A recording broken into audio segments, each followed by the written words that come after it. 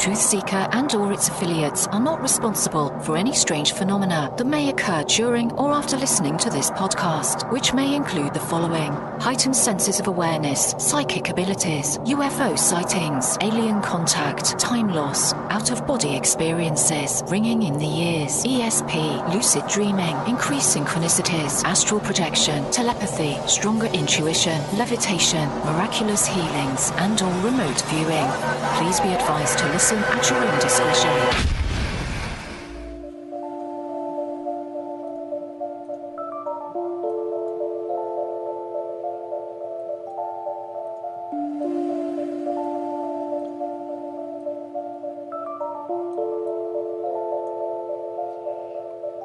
Won't you come and take me away? I just wanna be with you. Won't you come and take me away?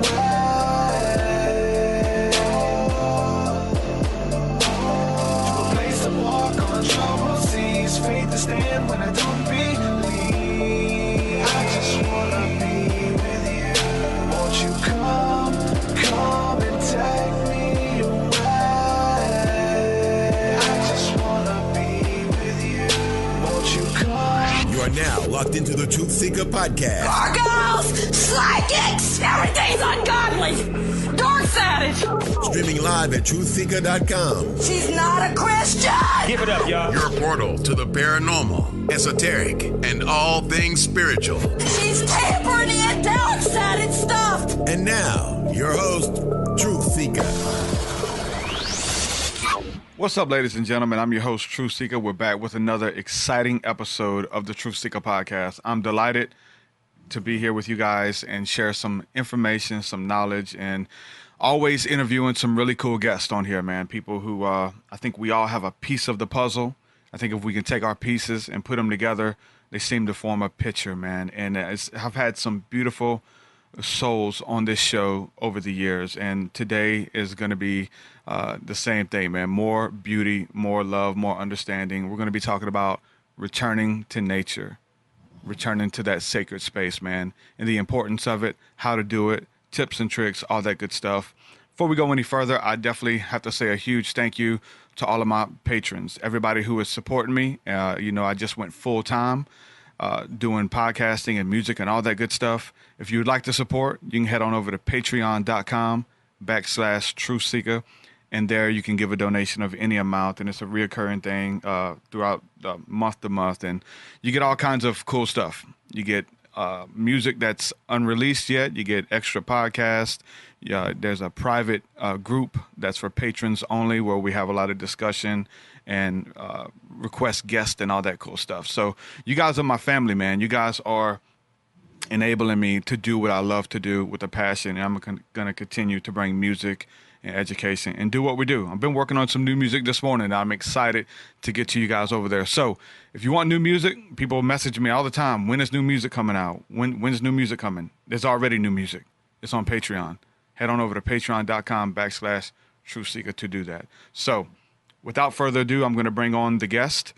This is Dandelion. I've been watching his videos on Facebook for some time. He goes live and foraging through the woods, through the forest, finding herbs and identifying mushrooms and things like that. It's going to be awesome, guys. So a little bit of his bio.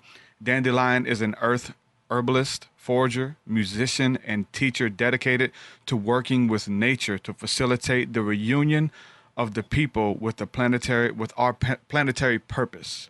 He teaches through Return to Nature, providing classes, lectures, and seminars on wild food foraging, mushroom identification, herbal medicine making, as well as primitive and survival skills with a focus on wild foods and forest medicines.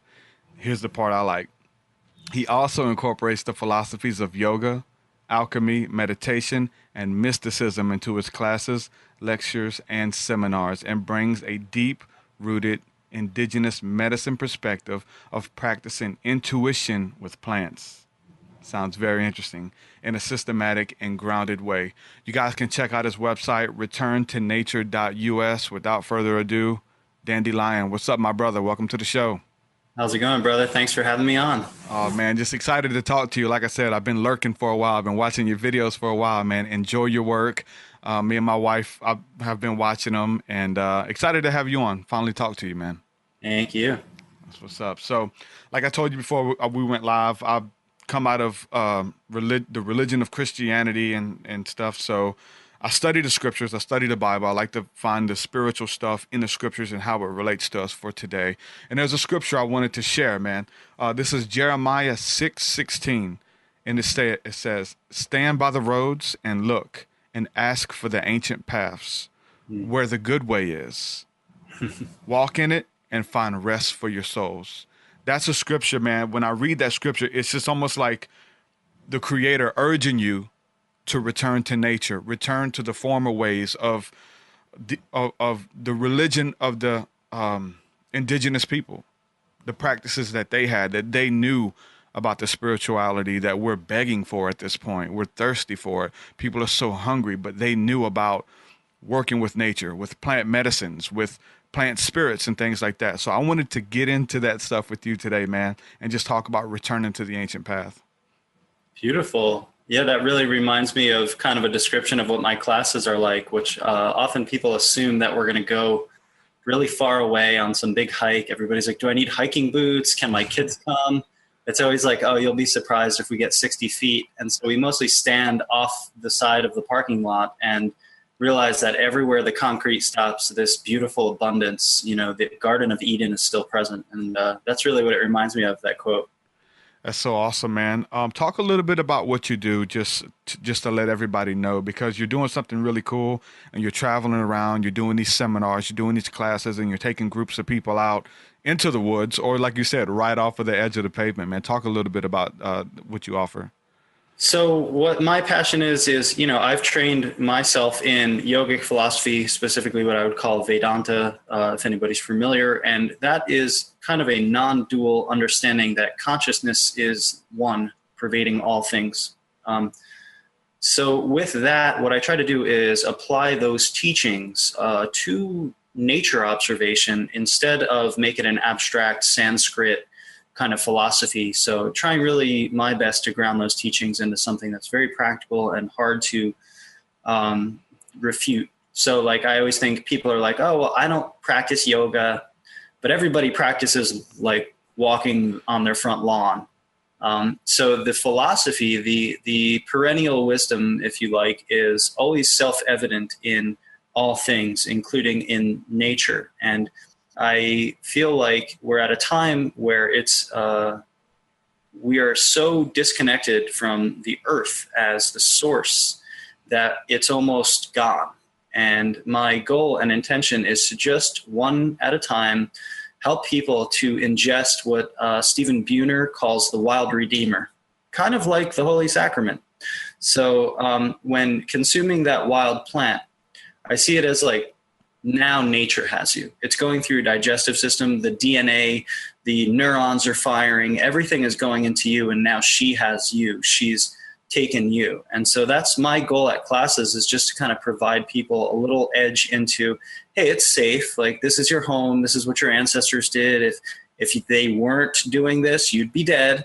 So somebody knew how to forage in your family lineage, probably less than 2 generations ago. I'm sure your great-grandmother was an herbalist.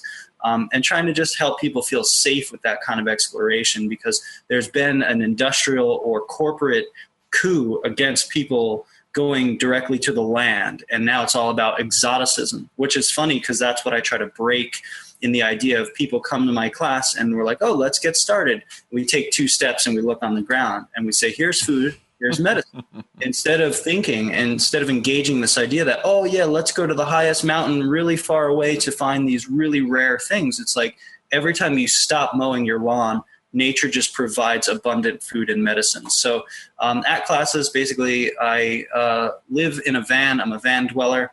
I call it the Forage Mobile. I raised half the cost on GoFundMe. That's gofundme.com/return to nature.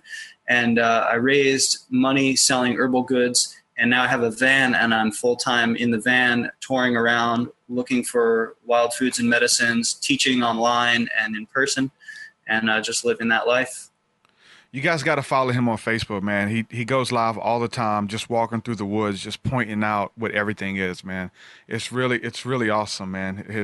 His vast wealth of knowledge that he has about the plant kingdom and what's good. Like I think we were watching yesterday, me and my wife, and you was identifying some mushrooms and stuff, and you were pointing out some of the poisonous mushrooms and some of the edible ones and stuff. And I didn't even know that even though some of the mushrooms may be edible, if they're on a tree that has the bark on the outside, that's poisonous to you. Like, I didn't even know that there was a difference, that was even something to look into. Well, that's basically, there's a lot of rumors and there's a lot of fears. There's a lot of misconceptions. So can a poisonous tree be able to transmit poisons into the mushroom? This is a big debate in the mycological world, and nobody's really exactly sure. And also, the idea of poison is always something I try to reverse onto the norms that we have as a society. So, ideas are like, if you weigh Tylenol and you weigh some of the most poisonous plants in the world, by weight, the Tylenol is actually more poisonous for you than the poisonous plants. So, spraying Lysol in the house or Febreze or driving down a parkway is all seen as normal behavior. But you look at a plant and suddenly we put caution signs and caution tape around it or try to poison it to death because of that fear, because of that unknowing. And I think that's an archetype of, projecting on to the other. And I think that was a systematically designed idea, which I think is partially in the Banished from Eden archetypal story of this idea of we've been kicked out of heaven, and therefore anything that resembles wildness or sacredness, we tend to destroy as a culture. We target it actively. We can go very spiritual. That's why I want to go with you. But a lot of what you're talking about is practical, like practical stuff: how to survive, how to eat, nutrients for the body, what you can eat. So it's a very practical thing where you don't even have to get into the spirituality of it, but just returning to nature, pretty much knowing that Mother Earth, Gaia, provides everything that you need, man. And that's so awesome. It's like we like to take that, something that's so practical, but build on top of it and look at the esoteric nature behind it and why, like, we need it. Why is there a disconnect? And talk a little bit about like why we need it. Like, what is the relationship between our bodies and the plant kingdom? Like, were we made for each other? Talk a little bit about that. That's great. So, really what you call practical to me is actually very mystical. And something just changed. So when you're talking about these practical ideas, what I really see is that if you go into nature and you find a wild plant and you sit there and you try to identify it and you bring out your field guide and you study it, and then you confirm it and you cook it in the woods on a small fire that you make from twigs with a hand drill fire, you're having a mystical experience. That is tapping you way deeper than, buying something from a grocery store and cooking it on a gas stove. So just by living those skills, you have a direct mystical revelation to your past and the historic context that we live in. And then the kind of thread that we all come from. And I think once we tap back into that, it's like our roots, we're a tree, we're a family tree. And when you go back and you revert into that, you see what we've been doing for millions and millions of years. And that is kind of the basis. And so can you repeat the second part of your question? Well, yeah. Wanting to know, like, pretty much, were we made for each other? Like, were our bodies made, are the plants here for us to eat? Do they want us to eat them? That type of understanding. So, it depends on, so I'll use the framework of science, right? So what we know about science is that we are evolved out of previous organisms. And if you take that as whatever it is, I don't happen to believe that everything was just born separated. There's nothing antithetical to the idea of God with the idea of biology and with the idea of evolution. I don't see a duality there necessarily. So what I see is that when an algae is eaten by another organism, it grows and it develops and it consumes that DNA and it begins to proliferate and digest that. And over millions and millions of years, you actually get this growth, this unveiling. And what it's unveiled is us. And here we are sitting here with all these neurons in our brains. We have all these abilities to digest things with our own livers, right? So we have enzymes, we have receptor sites for all of these things. You know, they say like even everybody has an opiate receptor. You know, why? Right? Because somewhere in our lineage, that was something that we consumed, whether it was just through poppy seeds or whatever it was as a food source. We had the ability to evolve and receive and open up to that. So the enzymes we have, the digestive ability shows that we were really built from that previous world. And so I always like to remind people, like, what came first, dinosaurs or plants, right? So if dinosaurs were eating plants, obviously the plants were here and they watched the entire dinosaur proliferation and mass extinction, and they're still here. And then they kind of built us and they're like, haha, we're playing, this is fun. And now we've come out of their bodies and we rely on them. They produce oxygen. Without that, we're dead. You know, so we are coming out of this world, which has supported our being. And sadly, we're turning around now and destroying it. However, the core of that is, I don't think that plants, like, I don't believe that man has dominion over all of the creation and therefore is entitled to do whatever it wants and destroy it. Yeah. I think that's a poisonous and toxic idea. Yeah. However, I do believe we are co-creators with nature, and that's a huge responsibility. And we are to be the caretakers of Mother Earth. However, we're failing at that duty. And so when we come out of that Gaian system, what our goal is then is to nurture it and provide for it and to sow the seeds and to think about the waterways locally that we need those waters to live and survive and produce local food, that we are here to eat those seeds and poop them out. And it just coincidentally, when you do that, you proliferate them. You know, you're making compost. So I think that the seeds and the humans are in a relationship, and nature has actually relied, after millions of years, nature has actually produced a biological expectation on Homo sapien to help proliferate oxygen, help clean water exist, help the seeds, the plants proliferate so that we can all eat. And now we've kind of dropped the ball on that, and you're seeing the environmental and ecological and political effects of being so disconnected. That's deep, man. Very well put. I love it. All right. So at the very beginning, you mentioned something that seems practical, going in your backyard, taking off your shoes and just taking a walk through the yard. Right. Mm. So there's all of this stuff out there about grounding, about putting your feet on the ground, in the grass, as it moves across, and just connecting with the earth. And somehow it does something to our bodies, man. Can you talk a little bit about grounding? Is it a myth? Is it just new age mumbo jumbo? Does it sound good? Is there any truth to it? I think there's always let's say a biological truth, and then there's a mumbo jumbo that gets put on top of it. So does it heal all your chakras and decalcify your pineal gland? Who cares? It feels good. You know what I mean? And yeah. That's where, like, let's not go. So there's something called the principle of parsimony. And this is something I think that has totally been lost in our society, otherwise known as Occam's razor. This is William of Ockham. He was a philosopher. And he basically said, until you can refute the most basic hypothesis, you don't invent a new one. So you don't say, oh, look, I'm doing this. That must mean I've gone blind. Or that must mean that aliens just destroyed my vision. It means that probably, likely, I put my hands over my eyes.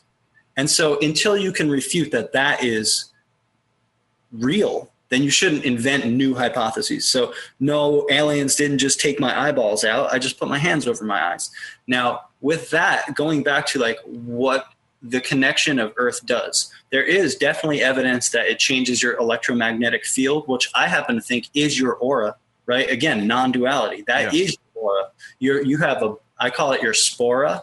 So you have bacteria all around you. You have microorganisms, spores from mushrooms, molds, it's all around us. We have an aura of that, and it's biological. It's not necessarily energetic only. But of course, you plug in a phone to an electrical socket, and that receives a certain energy, and that actually does something in the physical world. So I don't like the idea of duality between energy and matter. I think that that's not actually real. The origins of matter actually comes from the word matar, which earlier is mata, which is mother, right? So matter is mother. So all scientists are just goddess worshipers. They don't realize it. So when you go out and you put your feet on the ground, you feel differently. And that's something I think that I always try to ground people in. How does it feel? How do you feel? Does it change how you feel? Yeah. If it changes how you feel, that should be good enough.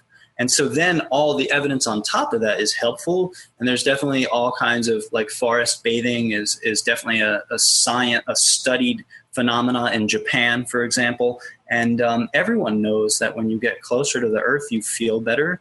And you suddenly feel less stress if you go for a walk in the woods. That's why people do it, otherwise they wouldn't. So there is some practical evidence, but then there's also the fact that, it does change your electromagnetic field. It is being shown to reduce stress, all of those things. I agree, man. It's beautiful, beautifully put. So simple answer would be yes, man. Enjoy it, bro. All right. So, looking at your hair, for those who are listening on the podcast and who can't see the video, you have some really nice dreads, really long dreads. You have a long beard, and there's a lot of articles, whether they're from the New Age circles or not. There's a lot of articles about the hair being tied to spirituality, being almost a extension of the nervous system, to being able to just being more sensitive to the spirit realm or to intuition or things like that from having long hair. So there's some scriptures in the Bible. We look at Samson, who had long hair. They cut his hair, took away his power, and he says, "I have become just as every other man. I'm the same as every other man." I had dreads. I had pretty long dreads down my back, and I cut them, just a spur of the moment. And I experienced a depression. I fell into depression when I cut my hair, dude. It was weird. Like, it took months to get over. Really weird. I don't know if it's psychological, mental, whatever, but the science of spirituality in the hair, what do you know about that? So, there is also this one amazing story about Native American trackers who kept their hair long, and they joined the cavalry to help the U.S. cavalry track, and they cut their hair off as part of the military duty, and they said that they lost their tracking skills. So the idea of Samson, right, is a double-edged sword because, right, the New Age philosophy says, well, if you believe it is so, it will be more so, right? So I try to hold the duality in that sense of, like, okay, I have stored energy in my hair. I definitely have memory in my hair. Yes. I definitely have genetic memory in my hair. I definitely have a lineage, at the tips of there is like when I was like 19 years old. Yeah. So it is a readout of the life that I've lived. However, it also is able, if that is true, then also it's true that it is able to be cleansed. It is able to be released. It is able to be transformed in a way that only gains the power of spirit if first you can do a ritual to retract the energy from the hair into the energy field or into the body or something like that. So that's always where I've tried to come with it. And that's just my working hypothesis. I haven't cut my hair since I was like 19. And that was basically just a process of again, realizing the natural state. And so, I didn't get dreads or I didn't grow a beard. Like, some people are saying, how long have you grown your beard for? It's like, and I always think, I sit around and I'm like, grow beard, where it's just like, that's the natural state. Yeah. And everybody else is creating effort to mow their lawn, and so I'm just trying to allow myself to be the natural expression of what is natural in the body. Like, hairs on my body are there for a reason, I believe, so I don't remove hairs on my body. One of the ways, I studied some of Sikh philosophy as well as so many world religions. And in that, they're all about not cutting your hair. And so I jokingly say that that's the Sikh part of myself, the part that doesn't trim my hair. And that really just feels like it is helping to enhance my sensitivity, my auric perception, but I don't want to be bound by the philosophy or the idea that it is the cause of it, and that's like the Samson syndrome. Yeah. So I do not call in the loss of anything. If one day I feel called to cut my hair, it's like, does it cause depression to cut your hair? I'm sure it was many factors. I'm sure, you had this inner struggle with should I or should I not? I try to be really open, because one of the things that I want to do is really engage the world. And so I'm like on the sidelines, and I'm like a forest dweller who comes out of the woods and tries to share and engage with the people. And I've always said, I've made a pact with Gaia and God, whatever, that if you want me to cut all my hair off, just tell me. If you want me to cut my hair off and wear a business suit and engage like that way, yeah. Tell me, I'll be a secret agent if that's really what you want of me. Yeah. And so I'm really trying to come from that place of like, if my intuition says to cut it, I'm going to do it. And someday maybe I will. Mm-hmm. Awesome, bro. Earlier on as well, you mentioned about the plants kind of communicating one to another, communicating with us. Essentially, when we eat them, we're taking on their DNA of anything that we eat, right? And that's very practical and very spiritual at the same time. Like, there's a double-edged sword with both of it. Like when they say you are what you eat, and then you are what you ate. It goes a little bit even deeper, right? So, you are what you ate. It's true.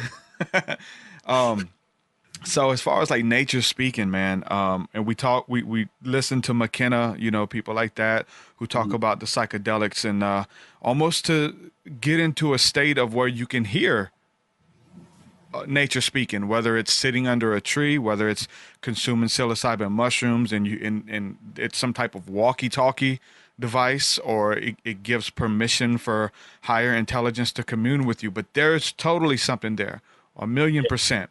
There's a scripture here. I want to share another one, man. This is Psalms 96, 11 and 12. It says, "Let the heavens rejoice, let the earth be glad, let the sea resound, and all that is in it. Let the fields be jubilant, and everything in them." And then it says, "Let all the trees of the forest sing for joy."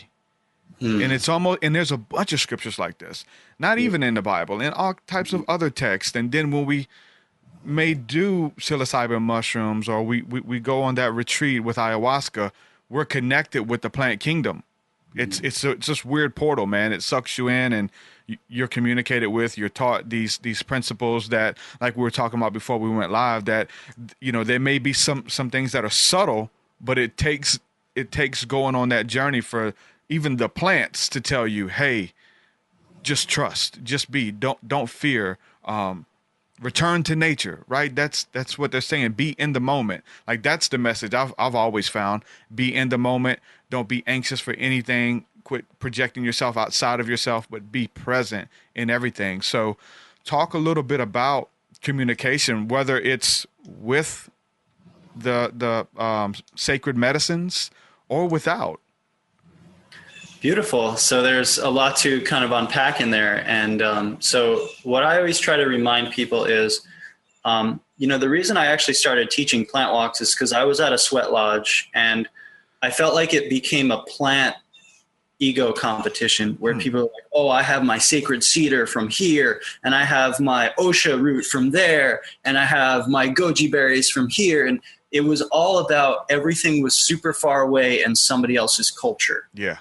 And I realized at that moment, there's mugwort everywhere, and mugwort is a sacred shamanic plant in thousands of traditions. And people are overlooking that because we're looking to other traditions. And it's important to encompass and embrace all of those other traditions, but it's also important to ground ourselves in the being of what is actual and real in our phenomena. If we're going to find shamanism, it's going to be here. It's going to be in this world, the world that we're actually born into. So with that, I think, one of my quotes that I come back to is, all plants speak, but some plants scream.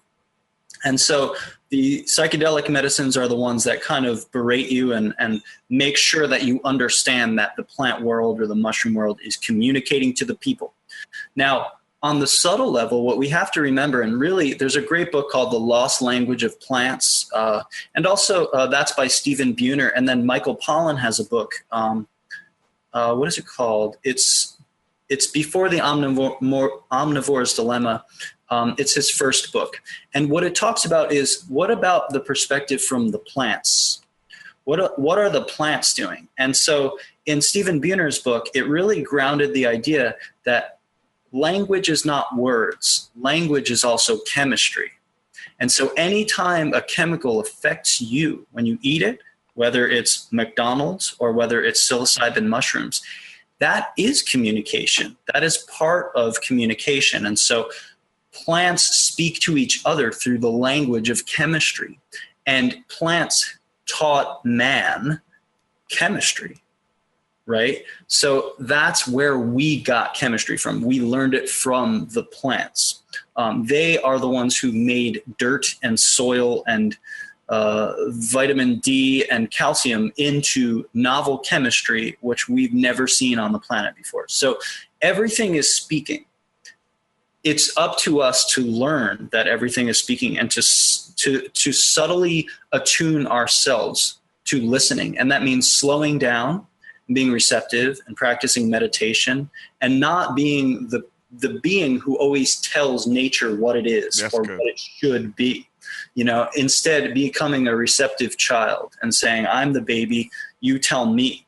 And coming into that receptive state enables the communication to develop. Now, then there's the idea of, if you want to kind of break through some walls or enter another dimension or see what quantum theory is about in three-dimensional reality, then there are these sacred medicines which can help us break through our fears and our resistances. However, not if not applied with proper context. Yes. And people can become addicted or damaged with working with psychedelic medicines, especially if they don't know what they're doing, largely because the way the drug laws are set up, that mistakes plants and drugs, which are not the same thing. Yeah. My vision is that only a drug is when a man makes one. Mm-hmm. Right? Anything in nature is called a plant. It's biological organisms. You can't call it a drug. It's a plant. Marijuana is a plant. Yeah. When you extract THC from it, that's the drug.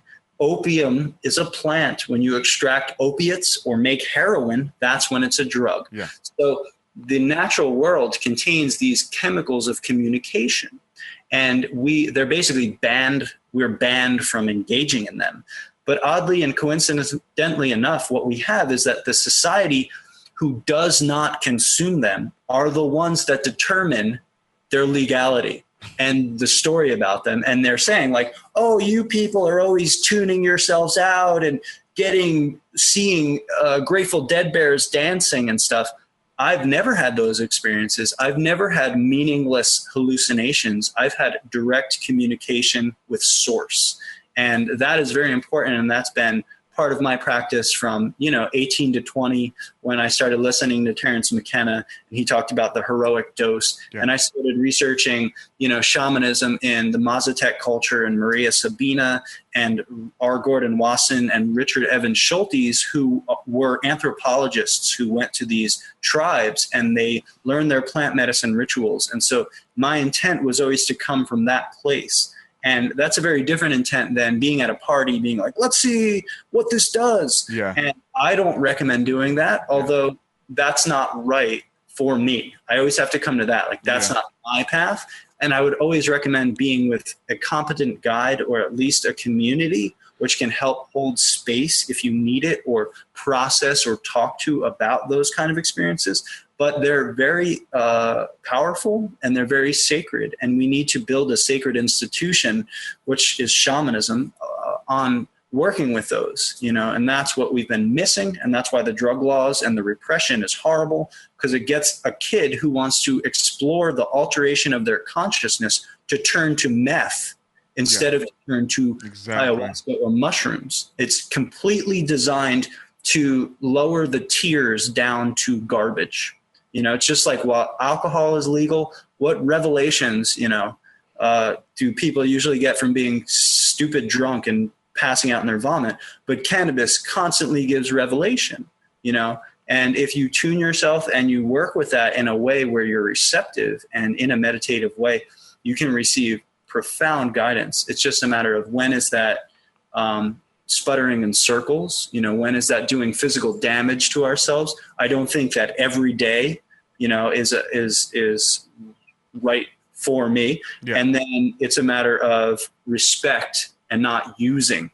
And I don't think we should, these are our ancestors. These are older than us, these beings. And if you want to say there's either a being in there that's like a soul or a spirit, or there is some otherworldly entity that uses those as some sort of telephone line to humans. Yeah. And whatever that energy is, it needs respect, not abuse. And if you try to abuse them for your own enjoyment, usually you'll get in a bad way. And you see that with ayahuasca, for example, there's plenty of sorcery. There's plenty of dark stuff happening. Yeah. So it's obviously you have to set your own ethos and your own quest. And that's really important with working with those medicines. My encounter with psilocybin, I did a very low dose with some friends at a float tank shop, and we kind of gave ourselves to it. We fasted before. We kind of searched our heart to kind of some things we want to deal with, and we went into, had a beautiful experience. It was very philosophical, very introspective about things that I needed to change, my life's course, vision, where I wanted to go with my life and how to get there. And it just birthed something within me that it was just overwhelming sensation that I needed to succeed and to do it, stop wasting time, those type of things. Very beautiful. The second time we did it, I took a hero dose, and I thought it was going to be the same thing. I thought it was going to be very introspective, and we're just sitting there hanging out. You know, you see closed eye visuals, things like that, complex geometry. When I closed my eyes, I seen that. The second time we went to a retreat, and it was the same thing. We were fasting, you know what I'm saying, several guys. We got a cabin out in the woods, just ready to connect. We were all looking forward to it for weeks and doing our research and all that kind of stuff. So we do it, and I go outside, and I'm starting to feel uneasy. I took a hero dose, and I'm thinking it's just going to come on very lightly and be philosophical and look into myself. So we're doing chants and stuff. We're singing some mantras to the earth and to the sun, just connecting, man. It was beautiful. And walk outside, I'm feeling uneasy. I throw up. I get scared. I panic. What's happening? Because I'm starting to see like the veil between this realm and the next one get really thin. And I'm feeling a dis-ease. I'm like, oh man, what's happening? Like, this feels like some type of ayahuasca stuff that they always kind of downplay psilocybin. Oh no, it's not an ayahuasca trip. You never tried ayahuasca, that type of deal. And I started seeing like this webbing of connectivity of the plants, almost like the mycelium, everything just being connected with like this green light. And it was at nighttime, and it was beautiful, but it scared me. I'm like, this stuff is trying to take me, man.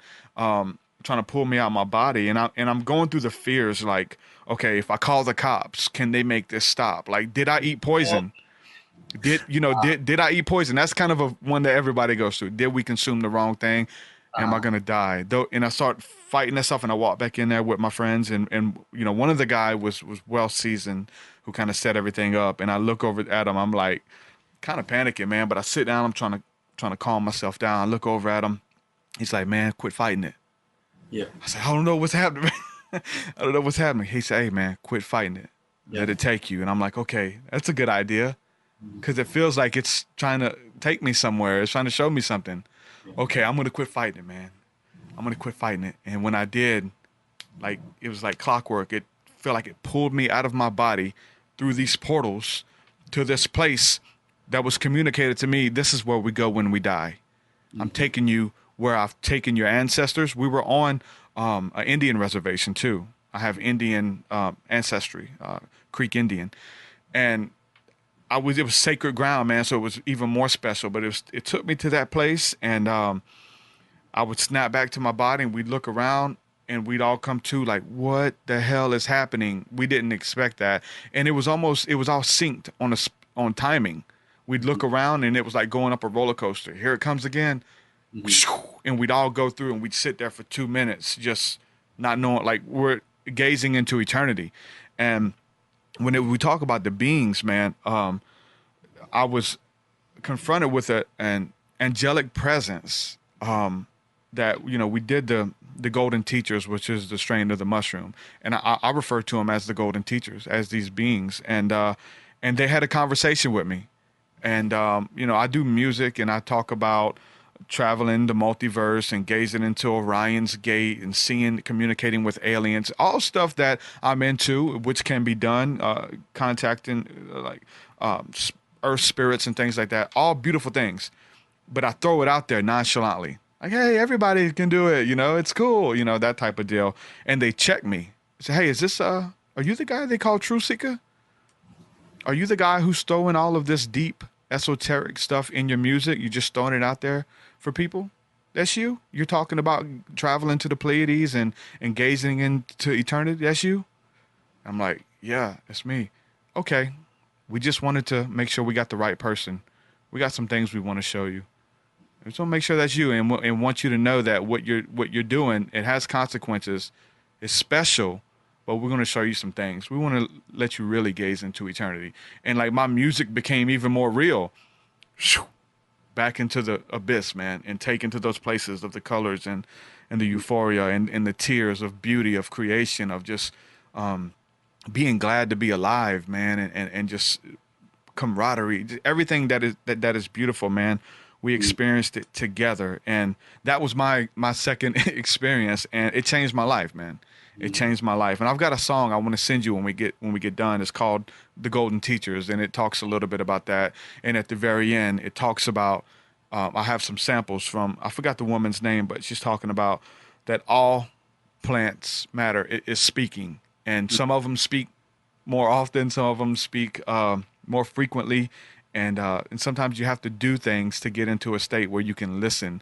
And I think it's beautiful too, because like in the state of spirituality, and it's almost like I've become more sympathetic with others, of trying to put myself in their shoes. Okay, and that's how I show. I whether it's God, the universe, whatever, taught me sympathy for the people in Iraq and Iran and Afghanistan, when I was able to see what it's like when the U.S. bombs them and runs through their villages and taking women and children captive and doing crazy stuff. It's like, okay, what if that happened to me? And so kind of the same thing with the plant aspect. Okay, what if this is me? Like what do you have to teach me from your perspective, and to learn from whoever's perspective? It teaches you not to judge, man. There's just so many life lessons, and it just showed me that it was our coming of age, which we in the West have totally, we don't have it. It doesn't exist. I say the closest thing to a coming of age is college or something. And I don't know, but it was beautiful, man. And it was something ancient that we communicated with that night, and it changed my life forever. Mm-hmm. Yeah, great sharing. And I've had similar experiences, and I think there's one aspect which you're touching on, which, you've used the word sympathy. I would use the word empathy, which differently means that you get out of your ego's perspective and can actually access, through travel, and access the other being's perspective, whether it's a child in Iraq, whether it's a plant or a tree being cut, right? These are the experiences that people have on psychedelics often, and they are the ones that grow our empathy. And when we can feel and when we can perceive what's going on, that's when we act to change it and to help. And that's really what I think that the plant teachers or the mushrooms want, is they want to turn us into Loraxes, into channelers, into servants of the earth, because it's their earth too. Like, they're ambassadors to the humans, saying, hey, enough is enough, kids. Like, we need oxygen. You're going to die. We're going to die. Nuclear war is not going to help anybody with anything. Here, feel what it feels like to get bombed, for 20 years in Afghanistan. So those are the things that we need, and yet are repressed from our society. And that's exactly why it's important. And, I remember working with Salvia divinorum one of the first or second times. I'm one of the very few people that feel like I understand what's going on with that. And one of the first times that I met these entities, these beings, and I was like, who and what are you? And like, I'm going to tell everybody about you. And they're like, yeah, try that one. Yeah. Try to tell everybody about us. That'll make you look like a complete nutball. And I realized in that moment that that's what esoteric means. And that's why I'm a little systematic in how I kind of reveal my own personal experiences, because the seeker must go through the initiation on their own. And even if you try to divulge the secret, they do not understand. And so, you know, esoteric is not things that we repress from people with secrets, like secret societies. Esoteric is also things that someone cannot perceive because they're not ready to be initiated in that. Mm-hmm. And that's really amazing. Like, for example, you're talking about the Bible. Like, I believe all sacred texts have an exoteric and an esoteric interpretation. Yeah. And only on a certain level of your development and your growth do you realize this is not about people.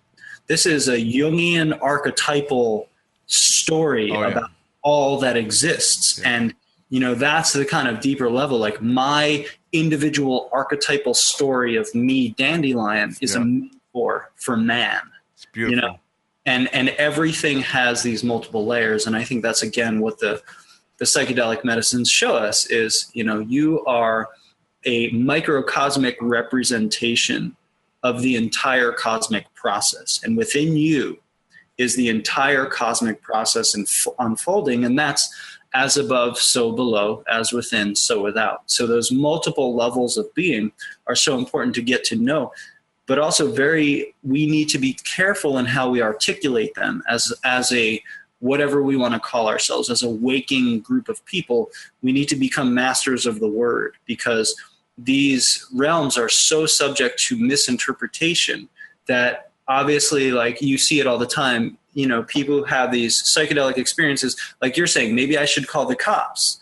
And in you know, it must be a good idea to tell the cops that I'm now enlightened, you know, and like, let me tell them about the angels. And so we need to understand we are secret agents. We are walking between the realms. And when we do that, we have to know how to deliver the right sentences and the right words to awaken those who are ready, and be very careful about kind of revealing something that's subject to misinterpretation, because a lot of people are trained in a society that is basically materialistic rationalism. You know, the church as an institution has failed the people. Mm-hmm. The spiritual core of the Bible is real, you know, of all sacred texts. The institution, the monetary corrupt system that has been built over that has sown so much doubt into our society that now people have become backed into a corner, are afraid of their own human soul, do not understand that realm, and therefore are stuck in a place of like, okay, only what I can see is real. Only what I can see is real. Only what I can see is real. And as a result, they're very afraid, they're damaged, they're broken, and they're scared. And that's kind of the awakening, is to pull people out of like, well, here's another perspective. And this is why I think the plants and the mushrooms are, you know, why ayahuasca is coming into the scene so strongly, because those are powerful forces that there's just, it's very hard to go back to sleep after you have you know, a DMT experience or something. Yeah, I was, I kind of want to talk to people about, you know, how we say like ayahuasca trips or, you know, the psilocybin doses can heal depression and pull you out of depression and give you purpose and overcome the fear of death. Yeah. But there's another aspect that I've seen, that once you see the other side and you go back to working at the machine shop or being the guy who is in a warehouse working somewhere, boxing stuff, that can, you know, after gazing into eternity, communicating with this plant life that encourages you to seek after your dreams, to go to find out why you're here and pursue it. There is a form of depression that comes if you don't do it, Like if you have that communion and then you go back and just try to live this mundane life and not pursue your goals, there's like a immense depression in that too, you know? I don't think many people talk about that. You bring a really good point, because I think what we misinterpret the message is as you need to leave your job, leave your school, leave your family, and go sit in the woods and be a crazy lunatic and just eat mushrooms all day. That's probably not the message. And what it comes is like before enlightenment, chop wood, carry water. After enlightenment, chop wood, carry water. And I don't find that it's a quantitative issue. It's a qualitative issue. If I'm a mechanic, have I been truly honest and serving?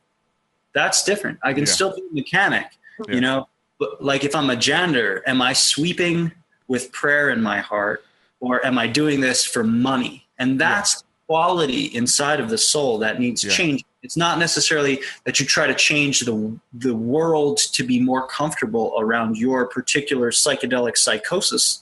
It's that we engage the world in a different way with more humbleness and more respect and more care and more awareness. Mm-hmm. And out of that, you know, out of that desire to serve, I believe that the universe, God, will pick you up and transition your job quality to the point where you no longer are the janitor, but it wasn't something that you extreme did in your head with your rational thinking, like, oh my God, I have to get out of this. This is a trap. The material world is a trap. You know what I mean? Money is an illusion. Yes. And play, you know, this is just a play. Like I remember that great Bill Hicks quote, you know, something, you know, today a young man on acid realizes that all matter is just vibration, and we are the imaginations of ourselves. And here's Tom with the weather. And the idea is like the revelation is not antithetical to being a normal human being. And that's what the plants have told me. And so I try, even though I have a beard and dreadlocks and, you know, I dress pretty normal, and I try to just be a normal person. And within, I try to channel that transformation. Mm-hmm. And almost like no one can see it. It's just a vibration. It's just a light shining out of you. And that is, I think, better than wearing white robes and screaming, the end is near down the street, because nobody's going to hear that. Everybody's going to be triggered. Everybody's done that. You know, and that's the problem with psychedelic consumption in a way, is that you get this power. It's just coursing through you.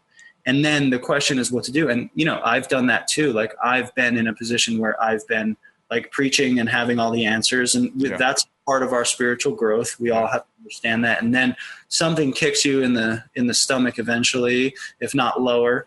And, you know, eventually we get to the point of like, okay, like the answers are to be exemplified, not to be preached at, you know, and preaching can only go so far. And telling other people how to live is secondary to living that way. And like, for example, I always think about, you know, with a fire, like imagine if you're trying to teach a person how to build a fire.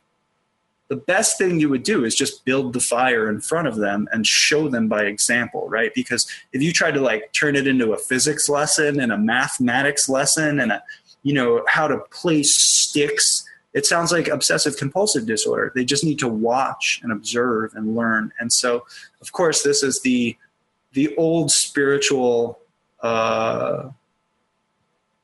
problem, solution, quest is, you know, change myself, and then, oh, I'm addicted to changing others, and look, change myself.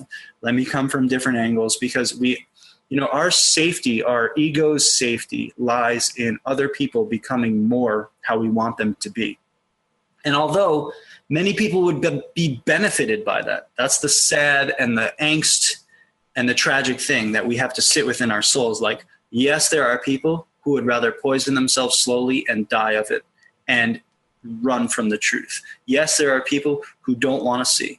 Those people are damaging the planet and causing us issues. They may shorten our lifespan. They may destroy our life. Like 5 people might have an all-out nuclear war that kills us all. And so we have to figure out how to be like social justice warriors in a way that channels the highest virtues, the highest spiritual virtues that we understand. Like, you don't become a totalitarian dictator against totalitarian dictators. It doesn't work. how do we raise the vibration and become examples of more compassionate people with persistent knowledge, but how do we deliver that in a way that is inclusive and not exclusionary? And I feel like in my path, because I stand in front of people and talk and just like go somewhere, and then suddenly I snap out of it and it's like, what happened? And then I started doing video editing, and I would see when I would get preachy and shoot someone down, and I would see their aura shrink and their shoulder shrink, and I would be like, oh man, don't do that. Yeah. And that's been a really good self-reflector. Yeah. Oh man, it's just so much, man. Cause I've been through that stuff too, as far as, preaching and standing on, even funny, standing on the street corners and wearing all white. Like we used to do that, you know, and we'd preach and the end was near, repent, turn from your sins, those type of things, you know, which is righteous, a righteous thing to do. But it's the spirit you're coming out of, as far as like, just simply like, don't tell me how to live, show me how to live, show me how to do it, right? And there's so much that can be said through that. And, you know, like you said too, I mean, there's a lot of, I think that's part of our process. A lot of people have to go through that. I'm thankful that I did that stuff. I got videos of it too, and the videos make me cringe, but I'm thankful for it. I've kind of learned not to do that now that I've done it. And then we're able to see people who are in those realms of understanding, and we're able to show empathy to them. Hey man, I've been where you are, and there's more ahead, you know, learn everything while you're here, and try to show them compassion. And what's cool is that a lot of times you can pull them out of that, because you can show them wisdom and understanding about, hey, I did this, but try this and just see what changes. See if you get results when you do this, and it works, man.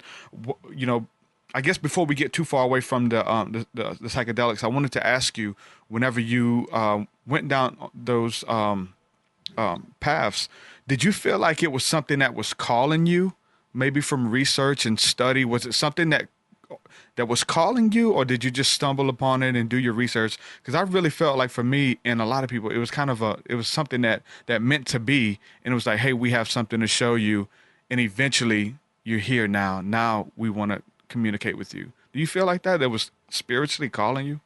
That's, again, you know, back to this idea of, you know, it's only for those who get called. You know, any path is only for those who feel the inspiration. And from my experience, I definitely feel like that has been my life passion. I mean, my whole foraging and herbalism practice started from understanding that there were these indigenous cultures who engaged in shamanic plant ceremonies. And that was the way that I tried to explore nature. So that was actually previous to me ever looking for edible mushrooms or anything, you know, listening to Terence McKenna, learning about, you know, as I mentioned, all these anthropologists who went to indigenous cultures. Like, I always wanted to be an anthropologist who went to indigenous cultures and learned from them. You know, I really always felt a calling from that. And, you know, the ways that mushrooms or salvia or anything came into my life always felt like they were accessing me more than I was accessing them. So,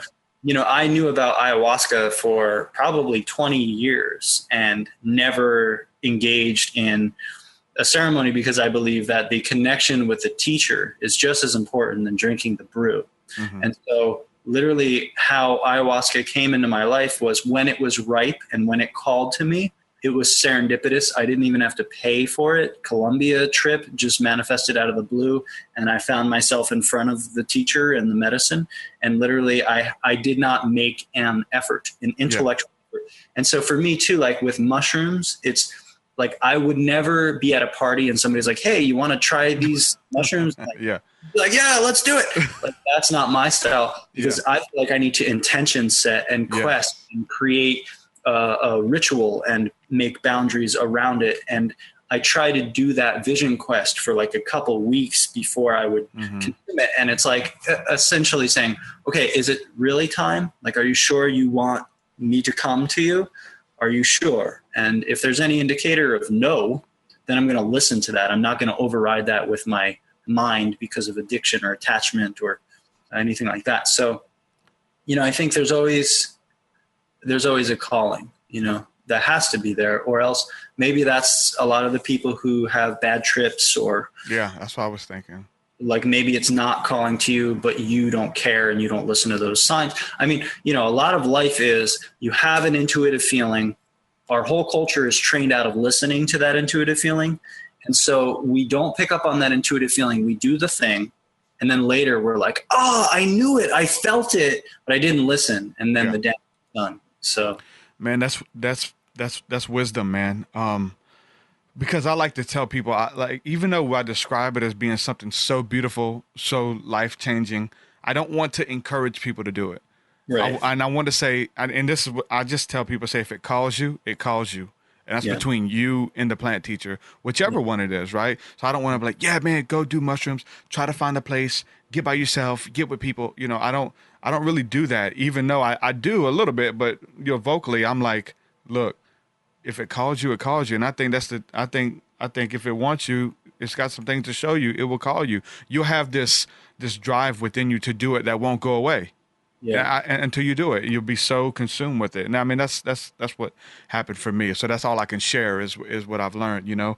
I wanted to ask you about the salvia, because I've always been interested in the salvia, not because of smoking it. Like, I've watched all the videos of people smoking it and losing Those control of it. Absolutely horrible, by the way. Okay. So they lose control. They're slobbering. They can't talk. They can't use their hands. They're crying. They're scared. I've heard stories of friends pissing on themselves and thinking they were going to die and fall in holes and stuff. But I have watched the little documentary when they were eating the leaves, and the way it gently went into that place and then experienced those realms and felt connected to nature and gently came out. And that seemed very interesting versus the whole smoking it and being thrusted into this weird place and losing control of all faculties. Talk a little bit about, like, because I know you said that you communicated with those beings, and I've heard people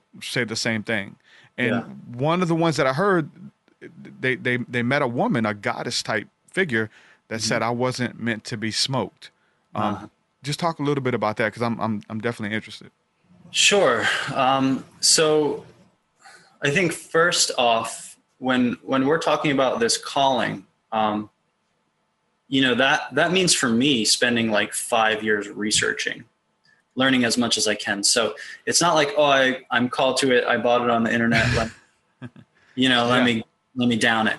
So, you know, just to put that out there for people who are listening, that's a really important thing. You know, your quest, your spiritual journey is yours, and don't discard the pursuit of knowledge. You know, that is philosophia, is the love of knowledge. So, of course, salvia is also called the herb of the shepherdess, and or the eyes of the shepherdess.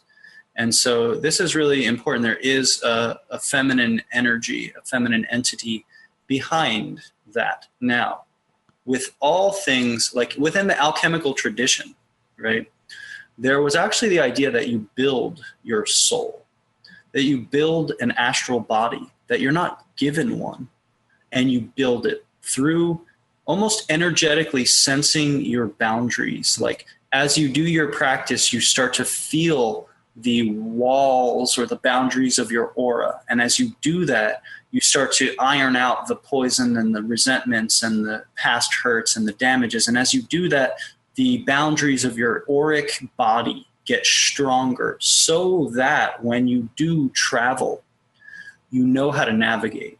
And what I think is happening with salvia is people are getting in the car blindfolded and hitting the gas at 1,000,000 miles an hour and don't realize that there is this willful power that you're supposed to have when you engage these teachers. So, for example, it's like with your hand, you lift your hand up. That is willful. That is like third chakra. That's will. That's a power. That's a shamanic power. And a lot of people think that they just throw that in the garbage and see what happens. And as a result, people like take left and right turns with salvia, and you end up as like a couch. And that's empathy, right? Empathy is like, oh, I was the perspective of a wall, and I saw everybody from the perspective of a wall. It's like, that's cool. You're getting empathy, but you took a wrong turn. because your intent, not your intention, your intent, that willful power is the vehicle that drives, right? That is the way of seeing where you're steering. And so I think that that's the co-creative power that 90% of those videos are horrible. First of all, it's not for in the middle of the day, you know, with your eyes open. It's not about your body moving. So what my experience is like is in the evening time in a very safe place, and it's only going to be smoked. It's only going to be the most 15 to 20 minutes. And the least that you will do is lay down for 15 to 20 minutes and not engage the need for your body. When people engage the need for their body, that's when they freak out and move and roll and do all these stupid things. So you have to be able to say, okay, I'm going to let myself be dead for 20 minutes. If you can't do that, it's not for you. It does seem to be a portal into the after death world. You see the place you go when you die. You can enter that place. Now, I think there is a cosmology, right? There are these sheaths of planes of existence, you know, so in the Hindu mythology, they talk about the 7 lower worlds and the 7 upper worlds. And these are also the inner chakras. And so there's this correlation with like, you can get to this level, or you can go to this level, or you can go to that level. So behind that whole process feels like there is source, angelic source. There are beings. But you can always stay into these personal realms. You know, there are many sheaths. So I have never gotten the opportunity to chew the plain leaf and do that ritual. I have smoked the extract. I don't do that often, probably 15 times in my life. And I would just recommend a great resource is to listen to Kathleen Harrison. That's Harrison. And she has 2 stories of going down to the jungle and chewing salvia with the Mazatec.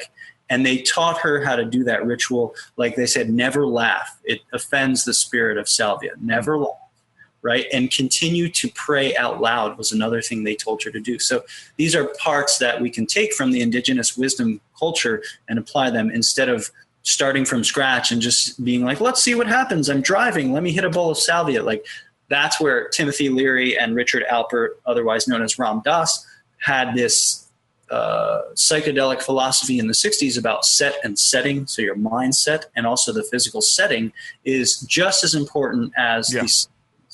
And if we don't set and setting, if we don't align those things, if we don't create the proper physical surroundings and inner quest, then we will just kind of have an experience that's hard to deal with or do something stupid or break our minds or become psychotic. And that can happen.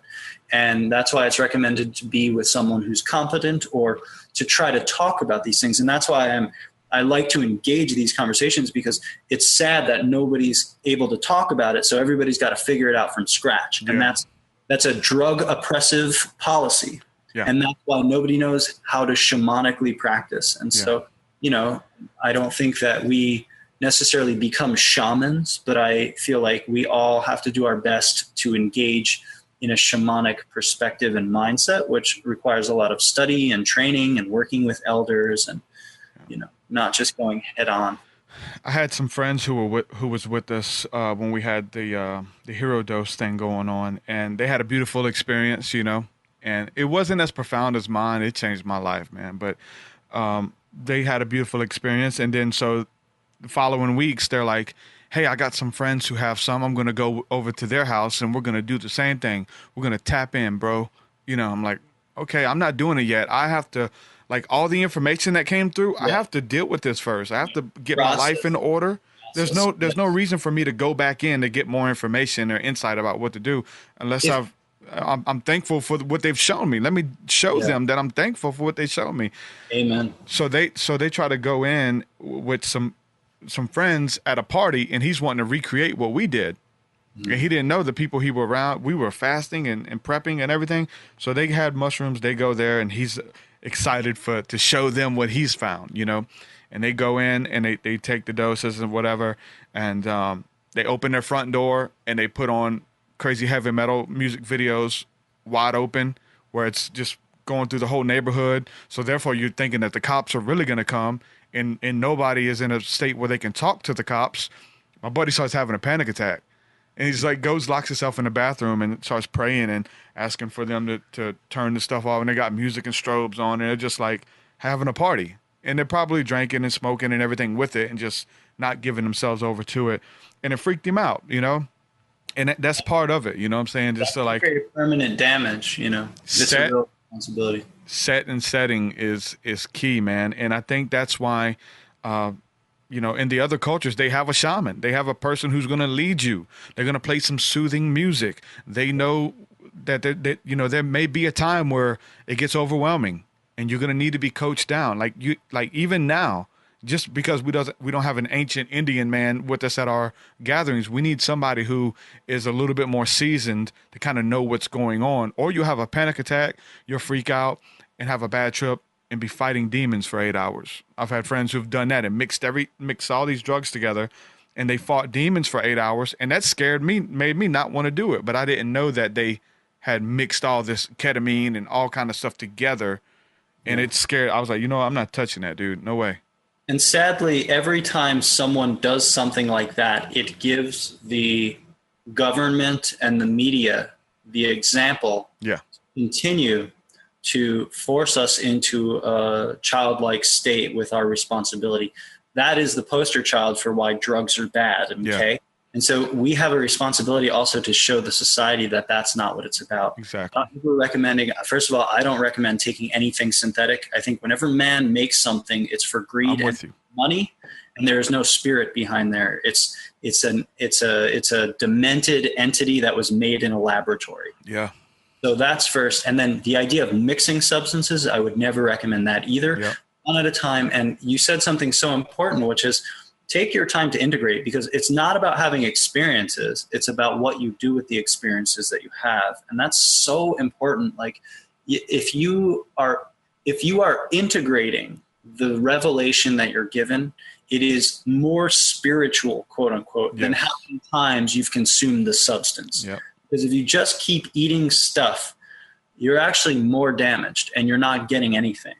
And that's something that's so important, is like, we got to take the time to do that introspective practice. Like, so the way I see it is like psychedelics are, you know, they break the hard rock, and now you have shards of rocks everywhere. And then the meditation and the questing and the prayer is kind of tidying that back up, and you clean that, and you have to kind of know yourself and integrate that, and then go back in when it's your time, not just because you want to or you're at a party. Most of the videos that I see with salvia on the internet are always in public, are often like, that is a horrible situation. Like you're saying, heavy metal and strobe lights, not even close. When you're already on mushrooms, no way. You know what I mean? This is a sacred experience that indigenous people have been working with for, you know, maybe 50,000 years. And we need to honor that process, you know. What's crazy about the music part of it, I feel that we could do this without the mushrooms if we're sensitive to the spirit realm, but with the mushrooms or with the plant teachers, whichever they may be, I can feel the intention behind the music, like what was like the spirit behind that. That's what in the scriptures you have the psalmist, and they can just play without even speaking where they play, and you feel the intention while they're playing the stringed instruments. And that's what King David was. And music is powerful. There's stories where King David played the harp or the lyre, whatever it was, and the evil spirits rested off of Saul that were tormenting him. The only place he got rest was when he listened to that music. And there's other examples. I know Pythagoras talks about some stuff about the power of music and subsiding evil spirits by playing this beautiful, comfortable music. So going into those realms and being able to feel the intention, whether if somebody was playing a song that was about hatred, about war, about confusion and things like that, you can feel it, versus putting on music that's made for exploration, about creativity, about tapping into those realms, and what that person was going through when they wrote those songs and created it. You can feel that stuff. So that's why the music thing is super duper important, man. It's also important to realize that in traditional settings, like if you go down to the jungle and you drink ayahuasca, they play music. They produce sound for probably 10% of the experience. Like, unless you're talking about Santo Daime, which is like a Christian ayahuasca hybrid. If you talk about like the traditional, ways that ayahuasca is drank, the only time they do an intro and an outro, and the only other time they make sounds is if you're bugging out. And otherwise, it's silent. And so the music is a different, it's not about performing, It's not about like, oh, look at me now and watch how good I am at this flute. It's like, oh, let me calm this person down because I see they're agitated. And that will be for like 30 seconds. And the person calms down and they slowly stop. So it's a very different thing than, we again interpret everything through like, oh, look at me, I'm so good, like, check this out. And so we also need to understand that, like, healing sound is not, it's not necessarily music as we interpret it, right? And so with all these psychedelic experiences, it's really important. If you have external stimulus, you're less liable to go within. Mm-hmm. So the more stuff that's outside of you that's happening or taking away your awareness to your internal process, the less you're going to kind of fold into yourself and see what's there. So that's, again, the setting is that your intention. My intention is spiritually growing. And so I need to give myself the proper way of spiritually growing. And that's not obviously by, you sit down, you're like, I'm going to meditate now. And you sit down at the computer and write emails the whole time. Obviously, you're not going to see yourself a lot, so you can be meditative and write emails, but it's different than actually sitting and meditating and facing some anxieties or pains that are in there. And we all have to do that work. And psychedelics are not necessary for that. And we need to be able to do both versions. Yes. If we're going to engage the psychedelics to do that spiritual growth, it's also important to do that spiritual growth without the psychedelics. If not more, yeah. I got two more questions for you. Sure. Dealing with nature beings, I got a song coming out. It's called The Invisible Creatures of the Five Elements. And so talking about nature beings, I think it was Paracelsus who coined the phrases and actually gave these names of these beings who are over the plant kingdoms, the water, the air, the fire, the earth, and they help things grow as far as the plant life and these beings and stuff, man. Do you have any insight on that? Have you encountered anything? Have you been able to see anything? I mean, so the way I see it is like there's three names that come to mind. One is the devas, so that's in the Sanskrit terminology. The other is Tom Brown's Tracker School calls it the keepers. Okay. And then there's also the elementals. Elementals, yeah. So these are forces, right, that are, we could call behind all things. And so one of the ways I look at it is like, so you see a yarrow plant, there's one individual yarrow plant. But then there's also like the fact that there are yarrow plants all around the planet. And each one of them is tapped into this signature, this elemental aspect. So there's the spirit of yarrow. And that is the one that we engage with to work with the body of yarrow. And if we don't, we're just working with bodies. So in alchemy, there's the body, the soul, and the spirit, right? And those are the three forms that we engage. And so with every plant, there are these energies behind them.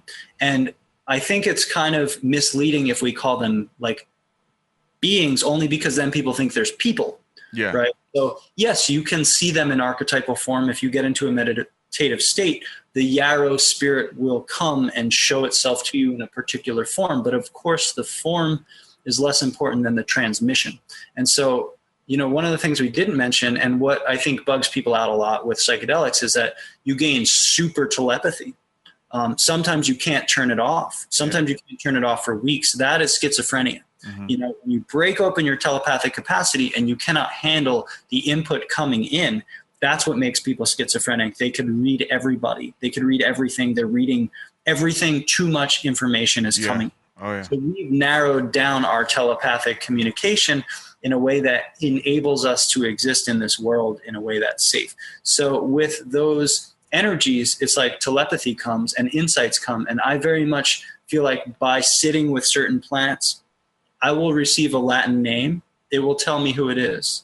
The other day I was teaching a plant walk. It was pouring rain. I had a hood over my head. I was looking down and I was just walking, and literally I was like, yarrow. Sorry, elderberry. Here's elderberry. And literally I realized that I didn't even look at it. How did I know it was even there? Because a sense, this elderberry spirit was like, hey, do you want to talk about me? Show them me. I want to engage these people. Yeah. And that kind of telepathic communion is something that I practice, and I think we can engage with the plant world. And so basically each plant has a keeper or a spirit. Now, we don't want to say that it's behind the plant, because just like your soul is not behind your body is the vessel for your soul. And so again, we shouldn't look under it. It's like God is not under the material world. The material world is the body of God. Yeah. And so that's what we need to remember. We can't dualize it into like, oh, that's not the spiritual part and that's the spiritual part. Mm-hmm. So we need to reintegrate those parts. And so every plant has that power of transmitting to us. And those are the kind of spirits of the plants. Beautiful, man.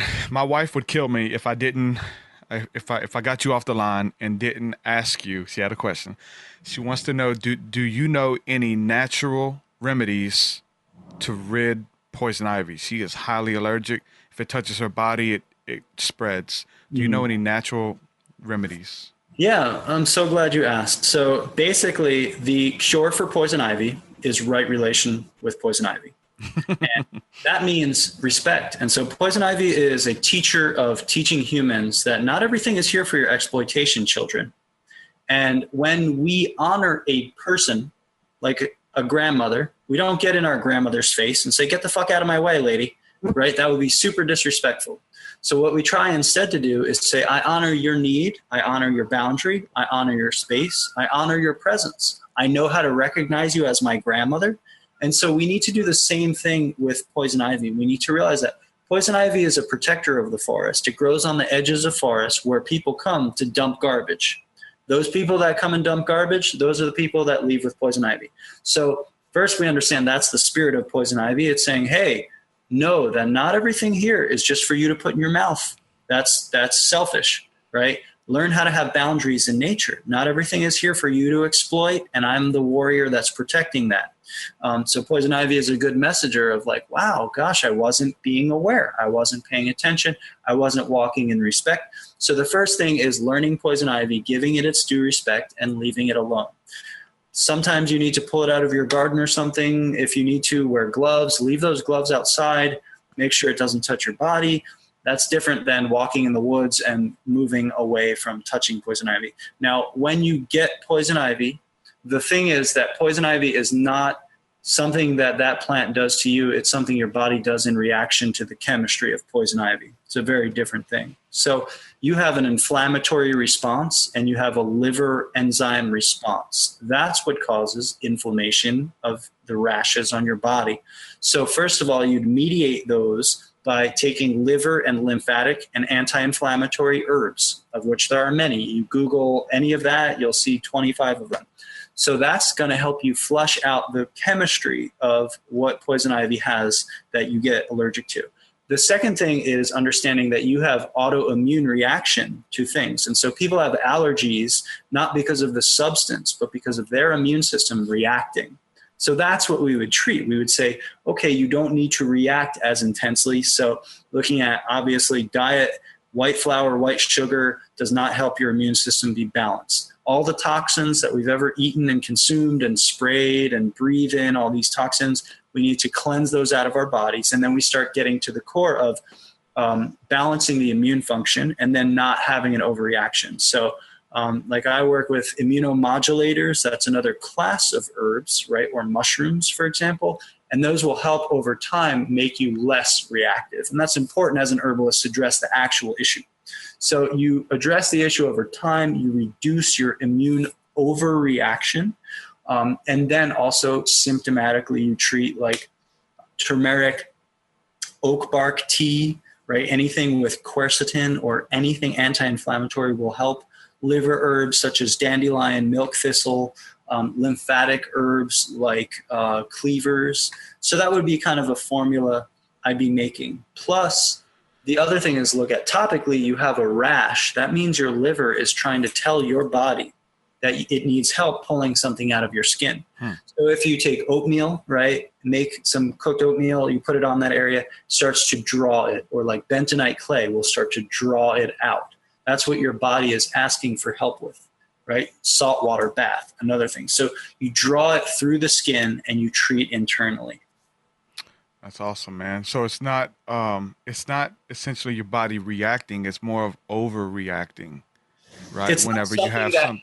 It's not something that happens to you. It's something that you're doing. You can mediate. That's good. Okay, so this is the end of the show, man. I would just want to kind of give your links out. It was amazing talking to you, brother. Yeah, you too. It was good. So as far as so you do this for a living, you travel and you do tours and take people out in the woods and teach them things like that. So you could essentially travel and set up with a group of people and show how to commune with the plant kingdom, the elementals, and you could do a lecture and a class on that, right? A workshop. Definitely, yeah, and that's what it's all word of mouth. And somebody emails me, they're like, "Hey, can you come here?" And I'm like, "Wow, I'll be there next month. So let's figure something out." So that's pretty much how the tour goes. So if anybody wants to collaborate and connect, you can always email me at dan@returntonature.us. And then also on my website, returntonature.us, and my Facebook page, which is Return to Nature Skills. There I'll make events on Facebook, and I have like a calendar there. And so anybody can see where I'm at. I may stay around New York, New Jersey, and Pennsylvania for the winter, finish up a book I'm writing, and then probably head west after that. So, any plans to come to the South? We're all the way down in Alabama, man. Cool. That's the next step. I'm definitely I love Asheville, North Carolina. So I'll definitely be headed south sometime, perhaps maybe the fall of 2018 is what I'm looking at. So we'd love to set something up with you, man. It'd be awesome to come down here and show us what we got going on. Yeah, it'd be great. We got a lot of swamps down here, a lot of lily pads, elephant ears, all those type of things, man. You're talking about your body reacting to that stuff. I remember I was working for the city, and we used to have to go and weed eat and cut the ditches and stuff. And we're in there with weed eaters wide open. We're hitting these elephant ears, and nobody told us. And 10 minutes later, our body we're just itching and whelped up from cutting those things, man. Yeah, when you attack nature, nature gets you back. It's look at the world. That's the problem with the world, is that we're attacking it's like beating up your face. Yeah. And not realizing that you're it. You're that. You are nature. If you attack nature, you attack yourself. Right? That's the missing piece of our whole environmental catastrophe of the pollution going out in the atmosphere and the cancer rate getting higher. Hello. That's, we are what we breathe. We are what we eat. We are what we live like. So work with it, man. You'll essentially be able to return to nature, work with nature, not against it, man. Dude, thank you so much for coming on, brother. I thoroughly enjoyed it. And I want to get you down here soon, brother. I definitely want to do something with you. I'd love to. Thank you for the opportunity to talk to you. Really appreciate it. All right, brother. Shalom, shalom. Have a good one, man. Adios. Peace. Awesome. Dandelion. That was a good one. Really enjoyed it. I'm gonna try to get him down here too. So all of my Alabama friends who are listening and watching, we're gonna work something out with them really soon. Good stuff. I have a couple more scriptures I'd like to share, man. These scriptures that just talk about returning to nature, returning to where we came from, essentially. This is a good one. Romans 1:20. For since the creation of the world, God's invisible qualities, his eternal power and divine nature have been clearly seen, being understood from what has been made, so that people are without excuse.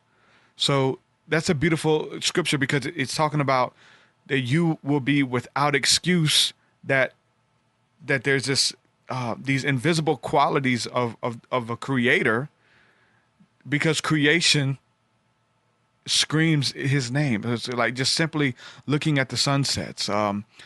It says you'll be without excuse. Psalm 19:1. This is one of the big ones. The heavens declare the glory of God. The skies proclaim the work of his hand. Just getting back to nature. Job 12:7-10. But ask the animals, they will teach you. Let's just stop there. I don't have to keep going. Let's just stop there. Don't even finish it. But ask the animals, and they will teach you. Or the birds in the sky, and they will tell you. Or speak to the earth, and it will teach you. Or let the fish in the sea inform you. Which of all these things does not know that the hand of the Lord has done this? In his hand is the life of every creature and the breath of all mankind. That's beautiful, man. I know it's poetically written. It's written in metaphor form. But a lot of this stuff, man, I believe it's key to be taken literally. If not anything, try it. Right? Can we try it? Can we try to ask the animals literally? Will they teach us literally? Or it's just symbolic when we look at them, we see how they operate. We see that God takes care of them. God clothes them. He gives them breath in their lungs, right? Twofold, always. Everything is twofold, all of it. Speak to the birds in the sky and they will tell you. Or speak to the earth and it will teach you. Speak to the earth and it will teach you. Hey, I just think outside the box, man. Can we speak to the earth? I will tell you this, the earth is definitely speaking. Like he was saying at the very end, when we look at like what's going on in the earth right now, the planets, wars, rumors of wars, the hurricanes, all of this stuff, man, it's like just reacting, man. Just like he was talking about, like the poison ivy, your skin, your body reacts to it, and it's trying to get these toxins and things out of your body that's essentially causing harm. I'm pretty sure the hurricanes, man, they kind of fall in the same category. I mean, we look at the song, I think it's Anima, I believe is the song by Tool, talking about just catastrophes and earthquakes and things like that that's going on because Mother Nature is pissed. The earth is pissed. The Bible talks about the earth is alive and that the earth is a spirit. The planets are spirits. The planets are alive. And Maynard says, Mom's going to fix it all soon. Mom's going to ground it, put it back the way it ought to be. And at times, man, we look at earthquakes and look at all the destruction that goes on. Sometimes it's like a dog who's full of fleas. And they just want to shake the fleas off. It wants to get some type of, man, we're drilling in it, taking the oil, taking the resources, the vehicles, man, all of this stuff, man. Especially when there's clearly ways that we can work with the earth. Clearly ways now. Clean energy. Stuff's proven, man. All types of scientists and all types of independent researchers who are able to extract clean energy from motion. Man, I've seen this one. There was these conductors that they put in the ocean, right? And the waves would cause it to move back and forth, and it would conduct energy from the waves, pushing it back and forth and conduct energy. There's all types of stuff out there. Yeah, the earth is pissed off, man. I think we should return to nature. Someone in the chat, Chanel. Hey, Chanel, Kurt, Kanto, what's up, y'all? Chanel says that it reminds me of my song, I Return. Definitely. If you haven't heard that song, go check it out. The song I was going to refer to him is the Golden Teachers that I've done.